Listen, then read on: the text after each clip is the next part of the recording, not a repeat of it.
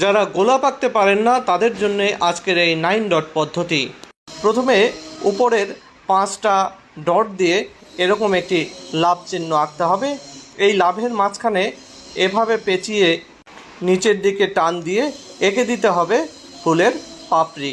এরপরে বাম দিকে বাকি একটা টান এবং ডান দিকে এভাবে বাকি একটা টান পরে তলায় যোগ করে দিতে হবে। এরপরে মাঝখানের দাগটাও বাকিয়ে দিতে হবে। নিচে এভাবে স্টারের মতো করে এঁকে দিতে হবে ফুলের বৃত্তি। তার সঙ্গে এভাবে একটা গোলাপ ফুলের স্টিক। ডান পাশে এবং বাম পাশে এঁকে দিতে হবে 2টা পাতা। পাতায় এভাবে খাসকাটা থাকবে। 2টা পাতা এভাবে এঁকে দেওয়ার পর এর মাঝখানে দিয়ে দিতে হবে কতগুলো শিরা। এরপর স্টিকের সঙ্গে দিয়ে দিতে হবে কতগুলো কাটা। উপরে দিতে পারেন এরকম একটা পাপড়ি। হয়ে গেল গোলাপ। যারা গরু আঁকতে পারেন না তারা আমার মতো এক্স এবং এইচ ব্যবহার করে গরু আঁকতে পারেন। এভাবে ছোট করে একটা এক্স দিয়ে এক্সের নিচে এভাবে একটা গোল, সেখানে 2টো ফোঁটা দিয়ে গরুর নাক এবং মুখ দিয়ে দিতে হবে। এরপরে ডাইনে এভাবে কার্ভ লাইন, বামে কার্ভ লাইন, উপরেও কার্ভ লাইন দিয়ে চোখ দিয়ে দিতে হবে এভাবে। এরপরে দিয়ে দিতে হবে কানের কিছু অংশ, কানের উপরে অংশ দিয়ে নিচে অংশ দিয়ে এরপরে দিয়ে দিতে হবে 2 পাশে 2টো শিং। এরপরে এভাবে টান দিয়ে গরুর পিঠটা এঁকে ফেলতে হবে।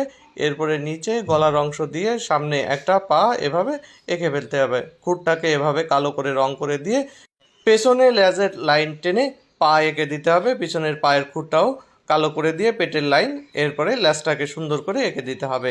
এরপরে গরুর যে বাট, এরপরে বাটের পিছন দিয়ে আর একটা পা এবং সামনে আর একটা পা এঁকে দিতে হবে। পা এঁকে এর খুঁটটা কালো করে দিতে হবে। এরপর রাবার দিয়ে মুছে ফেললে হয়ে গেল গরু। যারা সহজে টিয়া পাখি আঁকতে চান তারা ইংরেজি এই টু ব্যবহার করে টিয়া পাখি আঁকতে পারেন। এভাবে টু লিখে এরপরে নিচ থেকে এভাবে একটা লাইন টেনে মাথা এবং পরে সেখান থেকে পেটের অংশ এঁকে দিতে হবে।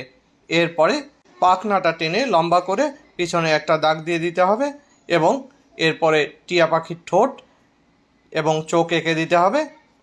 এরপরে পাখনায় 3টা লাইন, নিচের লাইনটাকে একটা গাছের ডালে এভাবে রূপান্তর করে ফেলতে হবে। এবার পাখনার নিচে এভাবে দাগ দিয়ে লম্বা করে টিয়া পাখির ল্যাজটা এঁকে দিতে হবে। এরপরে টিয়া পাখির নখগুলো এভাবে এঁকে দিতে হবে। এবারে পাখির গলায় এভাবে 2টো দাগ দিয়ে দিতে হবে। হয়ে গেল টিয়া পাখি। এবার গায়ে সবুজ রং, ঠোঁটে লাল রং এবং ডালে বাদামি রং করে দিলে হয়ে গেল টিয়া পাখি।